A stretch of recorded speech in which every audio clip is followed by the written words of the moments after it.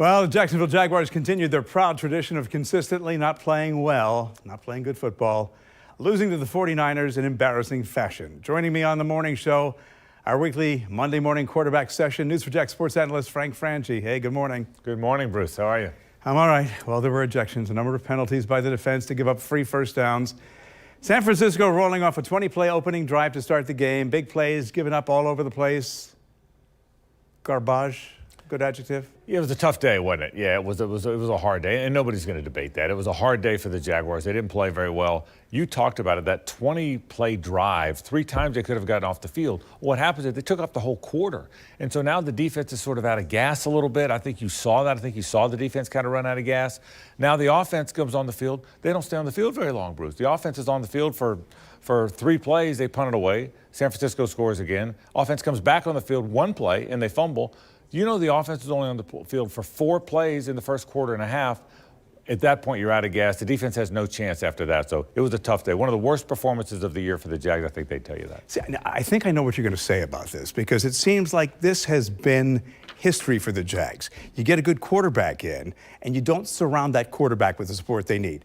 That said, there's been a lot of internal strife, they say, about Trevor Lawrence's performance. What do you make of that? Yeah, I don't buy any of that. I think the bottom line is Trevor isn't playing very well, and the truth of the matter is the team isn't playing very well. The offense is really struggling. I think the biggest problem is they've got to find better receivers. They're trying. They brought in John Brown, a veteran, last week. They brought in Taven Austin before that. They're trying to play Jamal Agnew at receiver. He got hurt yesterday. They brought in Dan Arnold, a tight end, at midseason. Didn't target him much yesterday, which was really weird.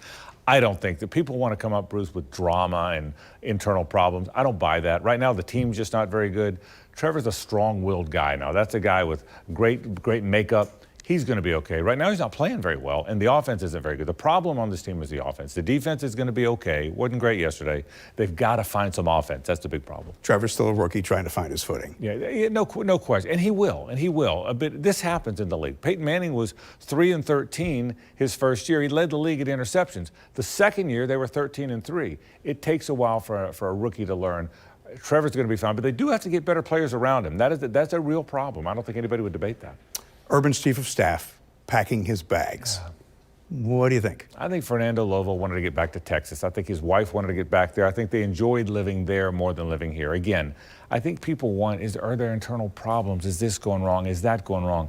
I don't see that. I'm around the team. I don't sense that. Right now, they're just struggling. They were 1-15 last year. They've won a couple games this year. They're trying to find their way. I don't think there's internal drama. I think people like to read stuff into it. I don't buy it. Does Urban Meyer join Dan Mullen on Indeed.com? I don't think so, but I think Urban's going to be here for a while. But Dan Mullen certainly will be looking for a job, that's for sure. A lot of people say, is Dan Mullen going to come be the coordinator here?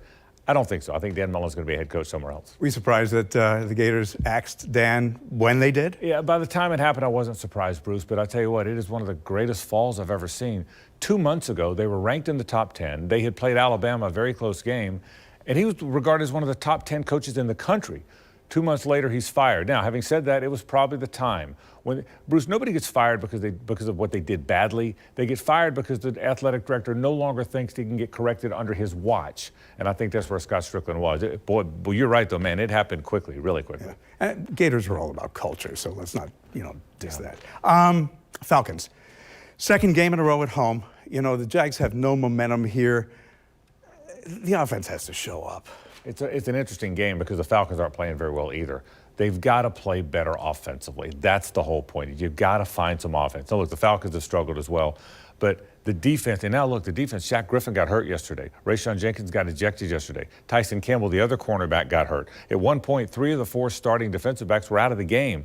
We got to see what happens with the injuries, but they've got to play better. You can have all the defensive guys if you want. You got to play better offensively. They've got to find some ways, and they got to throw the ball down the field a little bit. That's the big problem. Frank, always some great insights. Appreciate you being here. Thank you.